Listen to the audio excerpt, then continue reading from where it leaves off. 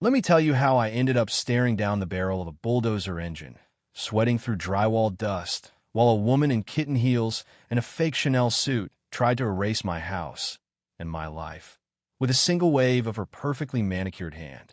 You think I'm making this up, but I swear on every busted knuckle I got renovating that place. This is exactly how it went down. So, picture this. I'm elbow deep in moldy carpet glue, still wondering why on earth I'd ever signed up for a fixer-upper when, out of nowhere, the thunder of heavy machinery shakes the whole damn living room. I look up just in time to see Francesca Stapleton, Queen Bee of the Oak Hollow HOA, standing outside my wreck of a house with her arms crossed, looking like a mug shot for someone who just burned down a bakery out of spite. Two guys in neon vests hover behind her, pointing at my place like it's some kind of condemned crack den. Only thing is, it isn't condemned, and it sure as hell isn't abandoned. I bought it, paid cash, and got the paperwork to prove it. I stomp outside, boots crunching on broken tile, and bark, "Hey, what the hell do you think you're doing?" Francesca turns, slow as syrup, with that fake sugar smile people wear when they're about to steal your parking spot. "Mr. Ambers," she says, her voice so sticky sweet it ought to come with a diabetes warning. "This property's been condemned by the HOA. Unsafe. Scheduled for demolition." Now, I'm holding a hammer, and I look about as friendly as a corner badger. "Condemned by who?" I ask, waving my deed in her face. "I bought this place fair and square. Permits are filed. You can't just bulldoze someone's house because it hurts your delicate HOA sensibilities." She tries to look official, lips puckered like she's tasting a lemon. "The board voted unanimously last month. Eyesore doesn't meet community standards, blah, blah, blah." But here's the kicker. I'm standing inside the house. They were literally about to run a bulldozer through a building with someone inside. The two vest guys shift nervously. "Ma'am," one says, "we didn't know. There's a guy in there. That's not safe." "You'll proceed." Francesca snaps, looking right through me. "He's trespassing." That's when I pull out my folded deed and hold it up for all to see. "Not trespassing. This is my house. County records, not HOA land. You don't own it. You don't call the shots." She snatches the paper, scans it, her face twisting up like she's got a mouthful of sour milk. This can't be right." "Oh, but it is. And if your bulldozer moves 1 inch, you're looking at attempted murder. Private property, remember?" The workers drop their tools. "We're out. Not getting sued," they mutter, backing away. Francesca's face is crimson. "Oak Hollow doesn't tolerate slums," she spits, turning on her heels like she's auditioning for a villain role. I call after her, "Good news, I'm not building a slum. But if you or your cronies come back, I'll have you arrested for trespassing." She stalks off, heels stabbing pavement like she wants to kill it. And right there, standing in a cloud of bulldozer exhaust, I realize this mess is only just beginning. 2 days later, I'm knee-deep in drywall rubble, yanking rusty nails, when I hear a weird buzzing, like a giant mosquito on steroids.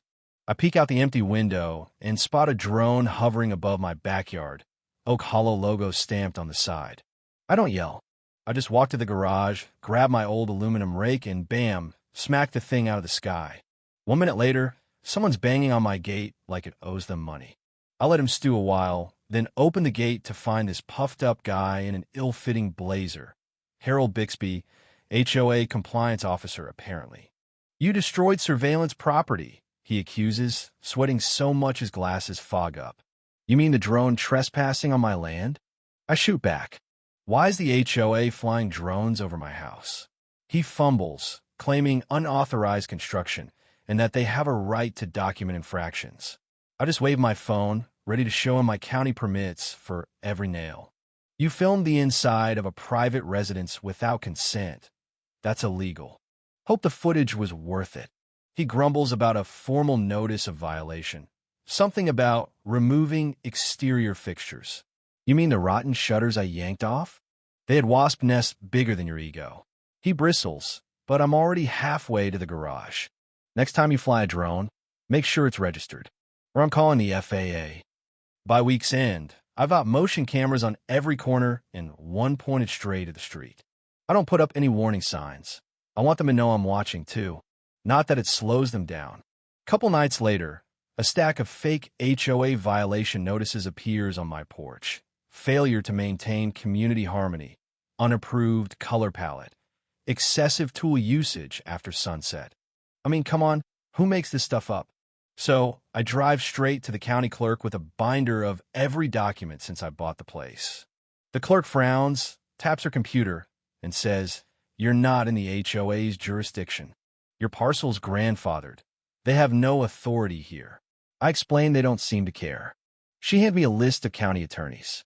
If they keep it up, file a restraining order and report the drone to the sheriff. By noon, I'm sitting across from Victor, a real estate attorney with a suit straight out of the 90s and a look like he's seen every dirty trick in the book. He flips through my binder, then nods. "They want you out. Make it unlivable. Maybe you'll sell cheap." I tell him about the bulldozer, the drone, the bogus citations. "That's criminal trespass, maybe even reckless endangerment," he says. "You file a report?" Sheriff says it's civil unless there's damage or injury. We'll escalate it. He whips up a cease and desist, files a county complaint, and tells me to document everything. Times, dates, faces, words. If they sneeze over your fence, write it down. That night, I install another lock, start keeping a journal, and, just out of curiosity, start chatting up the neighbors. Turns out Francesca's been running her little fiefdom like a medieval baron. Mrs. Lyman's grandkids got fined for sidewalk chalk. Felix, a retired plumber, had to repaint his door 3 times because the shade of navy wasn't consistent. Cameron, a nurse, got dinged for drying her scrubs outside. It's endless. I record their stories, with permission, and soon I've got a folder thick with neighborhood horror tales. Cameron tells me, she did this to the Gladwells too. Old couple on Birch Avenue. They went on vacation, came home to half their porch missing. Francesca told them it violated setback rules. Scared them into selling. "How many houses?" I ask. 4 or 5. Always the fixer-uppers. She doesn't want ugly homes dragging down her value. I thank her, add it to the file, and suddenly it's not just my fight. So, next time a drone shows up, smaller, quieter, but still with that stupid logo, I don't knock it down. I follow it.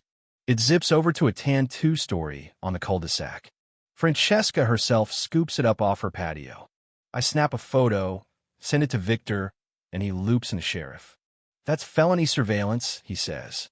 "Operating equipment from private property without consent." Sheriff's opening a case. Couple days later, everything goes weirdly silent.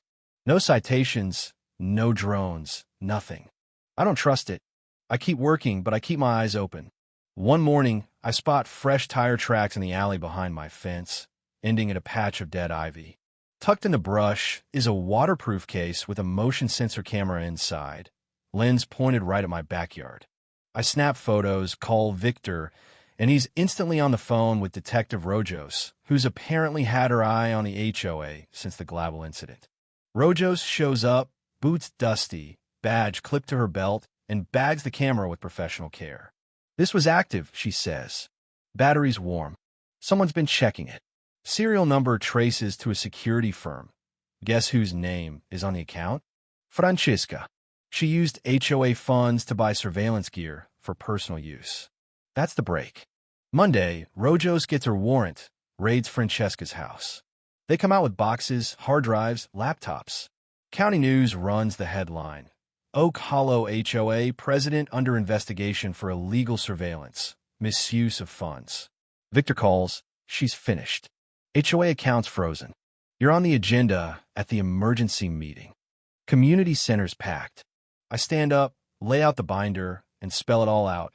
Bulldozer, drones, harassment, fake citations, plus evidence my house was never under HOA control.